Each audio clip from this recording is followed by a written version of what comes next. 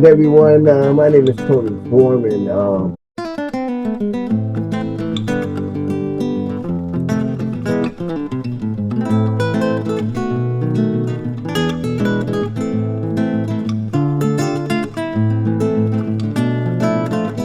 And probably the most interesting guest we've had on so far is Elon Musk's father.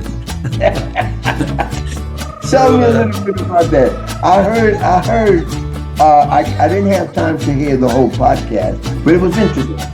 And I think my listeners would love to hear a little bit more about that. And then if you could tell people how to get to hear your podcast, it'll be interesting. But I was discussing with my producer, with Connell, some of the things that we were hearing about, how this gentleman was talking, and a little out there.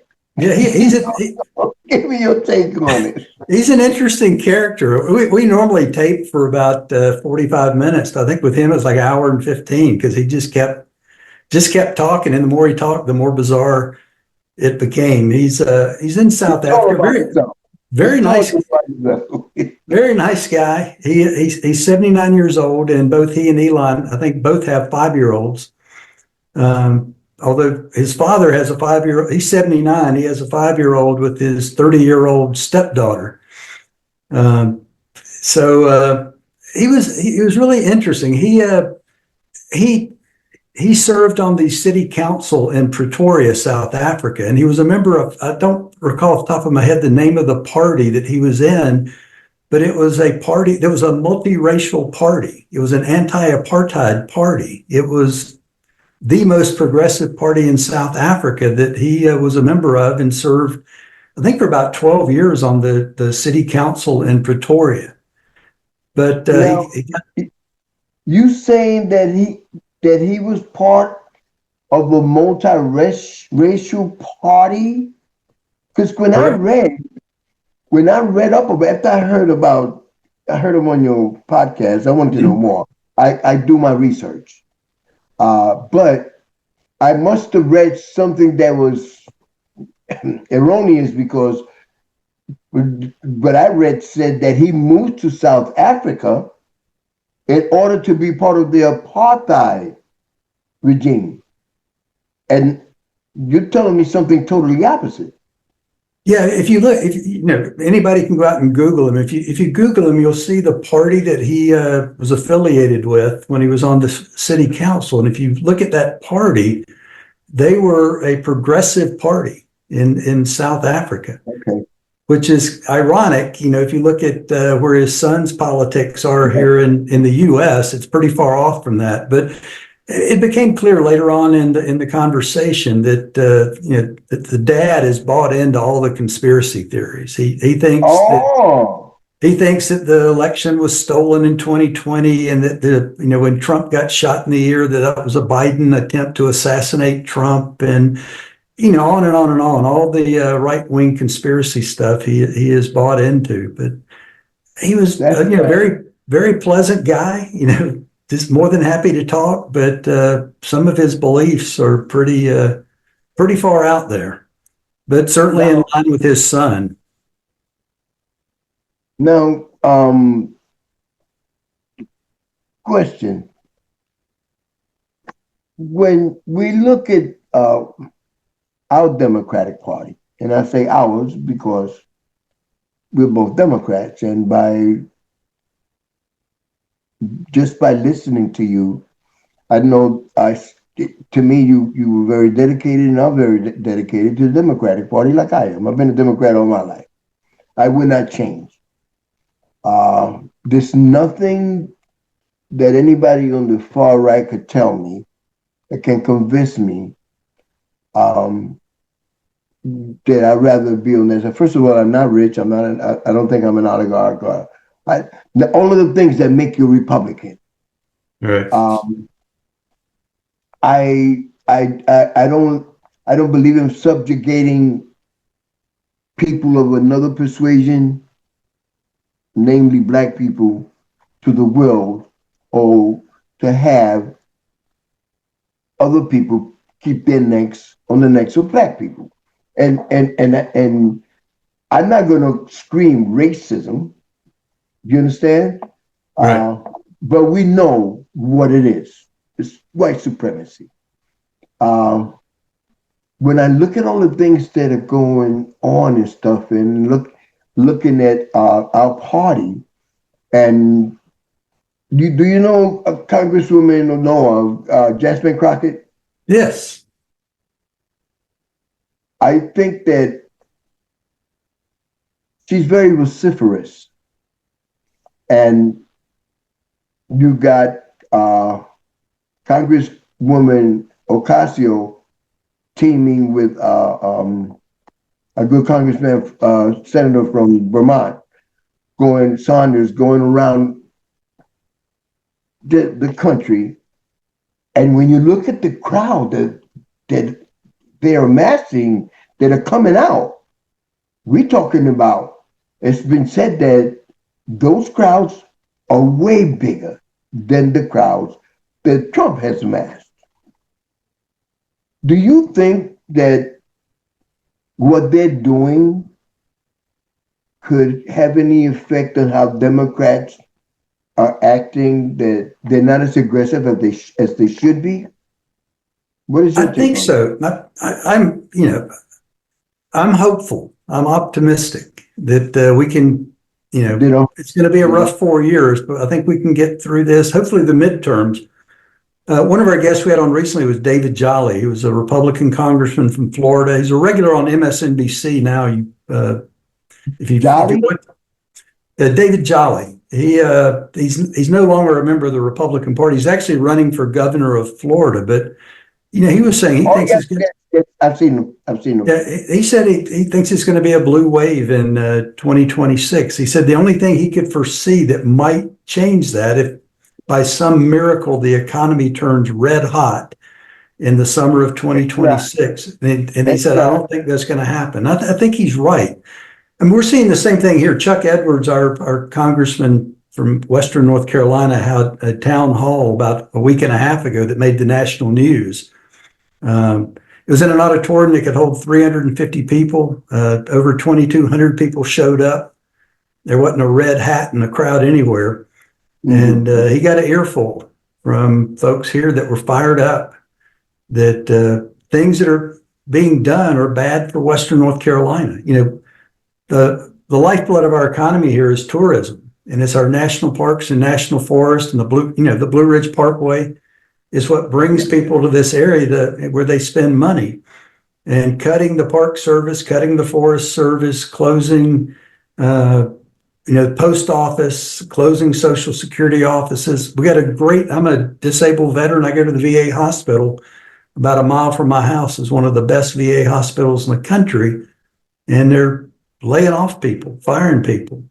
Wow. And so, I think as people start to feel the pain, as those veterans, those red veterans that suddenly can't get an appointment, the Social Security check doesn't show up. They got to drive, 2 hours to get to, there was a Social Security office out in Franklin in the western part, further west. They've closed it. So now if you live in the western part of North Carolina, you've got to drive 2 hours to get to a Social Security office. So ridiculous. I think as the pain sets in, maybe some of these folks are going to have buyer's remorse. But hey everyone, we want to thank you for watching the Tony Forman Show, the new Tony Forman Show. You can catch us on your favorite audio podcast or video podcast platform every Wednesday at 10 in the morning Eastern Time. That's when we drop. So once again, thank you for watching the new Tony Forman Show on your Cannis Media Network. Hey everyone, I hope you're enjoying the Tony Forman Show. I also want to remind you that our anchor show, Coffee and Conduce, with Jenny and I, drops every Wednesday. Right, Jen? It's one of the things. We got some new exciting shows coming to you this year with Cannis Media, and we want to definitely promote this. We got Tony Forman and another host, and exciting new looks at especially the Latinx Hispanic community. They're very relevant to that, just like coffee originally was. and tune in, check them out, and see what you think. Give us some feedback. All right, so continue to enjoy the Tony Forman Show, but also jump over and watch Jenny's show on Two Queers in a Truck, and also our show, Coffee and Pandusik. Bye, y'all. Bye, y'all. I'm glad you mentioned Jasmine Crockett. We need more Democrats like Jasmine Crockett. I mean, one of the things I wanted to ask you about that, about the Democrats and the strategy. Please tell us more about how you feel about it. All the guests we've had on our show have said, and I've been saying this for years, and I got censured by the Buncombe County Democratic Party for being rude to Madison Cawthorn. And I've said all along, the Republicans come to a knife fight with an AR-15 and the Democrats show up with a quinoa salad. We've got to be more like Jasmine Crockett and take it to them. We worry more about procedure and politeness, and they're solely focused on winning at any cost.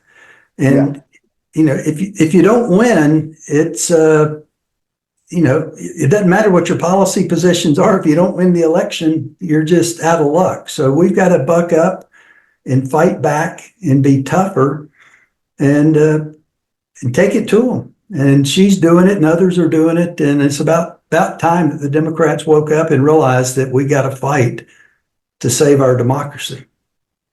Excellent. I wanted to speak to you about, for you to give me your take on the Democratic Party. Because I personally, I'm a part of the Democratic Party. I'm with the SEC. I'm a precinct chair. I'm in Congresswoman Adams' district, so I'm part of the CD12. And I find that here in Mecklenburg County, much more has to be done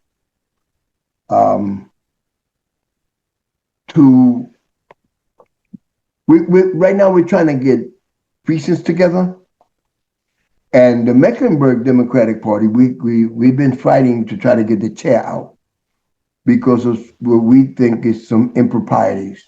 What do I mean? Candidates, namely black candidates, don't get the support that they should be getting from our party. The person that is the chair boasts about what amount of money he raised, but it's not reflective of what is being spent on viable candidates. And that's a problem. What do you think, and we're about to close out, but I want to hear from you. What do you think Democrats, particularly in North Carolina, can do to be more cohesive as a party than what we are now?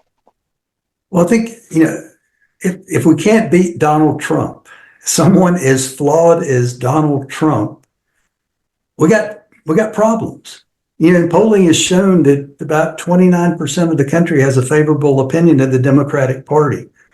So I think we've got to refocus on, those kitchen table issues that people worry about. Not these fringe issues, but, those kitchen table issues that we've I think, forgotten about. We've got to reconnect with, we are the party that cares about working class people. For the Republicans, it's not what they can do for you, it's what they can do to you. And we've got to focus on what we can do for you. And we've got to reconnect with those folks. It's hard to argue with people that don't believe in facts. So I've kind of given up on trying to convert some of the folks on the far right. But there are folks out there that are still reasonable. We need Democrats that are joining the volunteer fire department and going to church on Sunday and playing softball. People need to see that we're their neighbors, their relatives, their friends. We're not their enemy. I can tell you when I ran, I think people out here, a lot of the Republicans would rather sit down and have a beer with Vladimir Putin than with me. So we've got to reverse that impression and let them know that we're the party that cares about them and their family and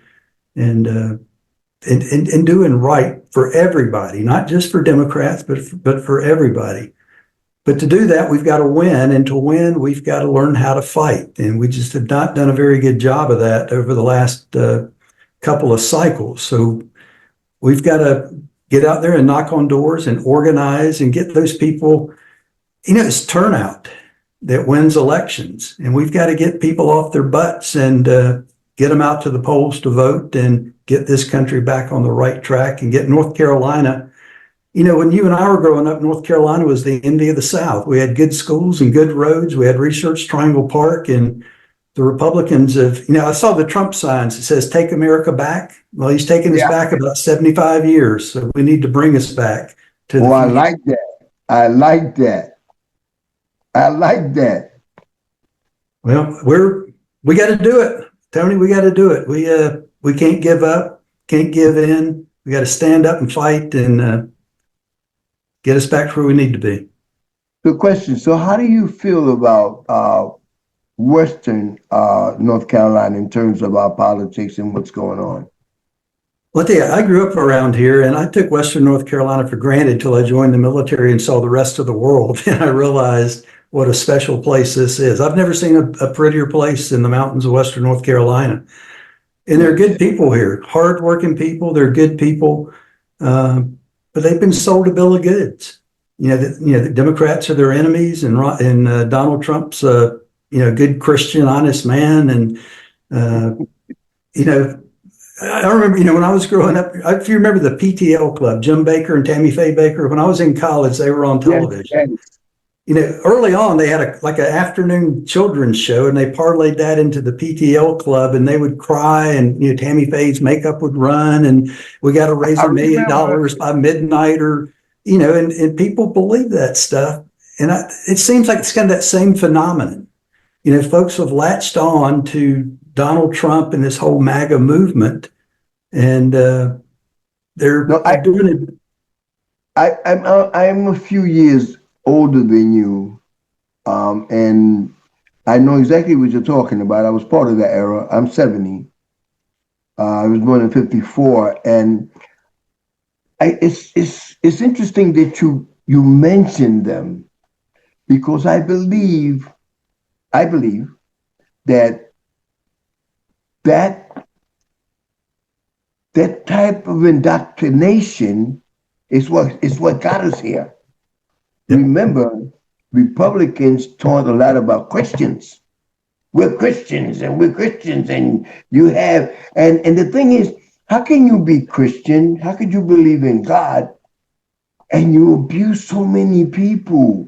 You cause genocide on so many people, but you're talking about God. So God led you here. You're using Christianity as a guise or as a tool to subjugate people? And then the thing is that the masses fall for that. It became a game. When you have preachers on television talking about the God wanted them to have a plane that cost millions of dollars, and then you can't even pay your rent, and you're giving this man your money. Yep. Is that God? Hey everyone, we want to thank you for watching the new Tony Forman Show on your favorite audio or video podcast platform. Every Wednesday at 10 in the morning Eastern Time it will drop. So once again, thank everyone for watching the new Tony Forman Show, brought to you on your Cannis Media Network. Hey everyone, we really hope that you're enjoying the Tony Forman Show, which is one of our additional shows for the 2025 upcoming season.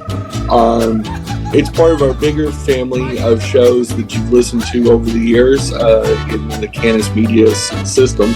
But most of all, hope you can check out Two Careers in a Truck. It's one of our longest running shows, and he is 6 seasons long. And we would love for you to come over, and we talk about real world stuff, a lot of LGBT stuff. Obviously, if it's Two Careers in a Truck, on a lot of other things going on in pop culture. And we try to make most episodes funny. So we'll come over there and see if we actually are doing what we said we were going to do, which is being late breaking and timely. So again, enjoy 2025, and we appreciate you listening to the Tony Forman Show. Come on, Colonel. Yeah, I think it's that same mindset that again, I think I just see a lot of parallels between the PTL club and the MAGA movement. Yes. That people want something they can believe in, and you can't dissuade them that they're on the wrong path. But I agree. There's nothing. I back in 2019, I went. Franklin Graham was in town. Franklin Graham and I both went to Appalachian State University, and Franklin was in town. I went and stood out front with a sign that said Franklin Graham Christian Prophet, PROFIT, because he is made himself a multimillionaire serving the Lord. People send in their money, and Franklin was skimming. They're not taking $1 million or more off the top. And I just don't remember Jesus acting like that. And I agree with cruelty is not Christian. And the other side is all about the cruelty. And, I think if you want, talk about the moral majority, I think the moral majority are the majority of this country that do believe in doing right and taking care of one another and a good education for the kids and health care if you need it. That's the Christian thing to do, not the cruelty. Colonel, I'm going to tell you something. My show hasn't been out as long as yours, but you're one interesting person, one of the most interesting persons that I've talked with. I'd like to invite you to come back. Happy to do it. We have the midterms elections that are coming, and your show, like my show is educating my people, and I like to make sure that the constituency understands. And I say constituency because we're all constituents in one way or another. And the people that we elect, if with shows like this, because a lot of people don't even know what the word constituent means, when you have, just today I had a meeting with an organization that helps individuals that live in communities that are resource deprived. And they're trying to get the council person to come visit them and stuff. They people that have been destitute, that came out of programs and stuff, and they're trying to get their lives back together. These training programs help them. Because if you don't have a profession that you went to school for, you learned, and now you're a technician in something, it's going to be hard for you to find a job. Well, these people prepare people for that. And it's hard to get the elected official from that district to come visit them. They need another machine that trains people on CDL. Now, I'm not an elected official, but I work for an elected official in New York as a district director. I know how government is supposed to work. Here, government works in silos. What do I mean? City council they're trying to get it there, but it's still not gelling. City council don't talk with the commissioners. The commissioners don't talk with the people in Raleigh. And that's a problem. We have problems. So as an elected official, they need to come on this show. They need to go on your show. And let's talk about it. Let's talk about it. I am very respective of, and I'm gonna listen to your show. I think we could both learn from each other's show. We could share idea, and I would come on your show if you invite me. I'm not inviting myself. You understand what I'm saying? No, I want to be clear about that. I'm not inviting myself, but I'm saying if you invite me, I will come because I would like for your audience to listen to my views. You said, you spoke about the PAC.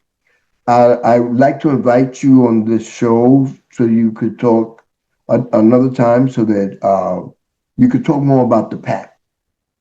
Sure. You know, I have some people from the Democratic Party here that I would like them to be on a conversation with you on my show and talk about the PAC, what you do and stuff like that. Because I got a good feeling a lot of them don't know about it.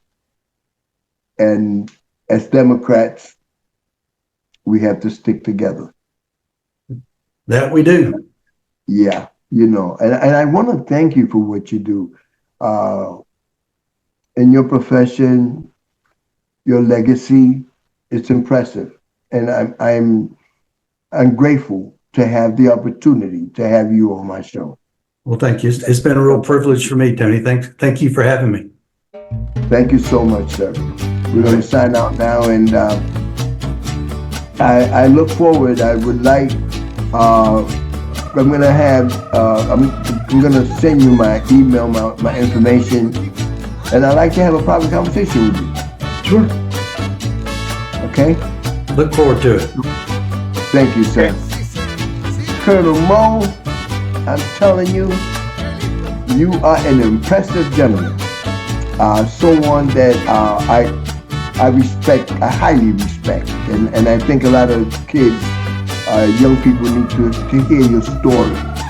So I want to discuss some of that. Maybe I could find a way that you could come and talk to high school kids and tell them about. Yes, I know the people at the board and a lot of the teachers, but it is a pleasure to have you on my show, the Tony Forman Show, TFS, and we'd like to see you again. Love you, my brother. Yeah. Take care, Tony. Take care. Hey, everybody. I want to thank each and every one of you for watching. Thank you for being a part of my world, and we'll see you next week for the show.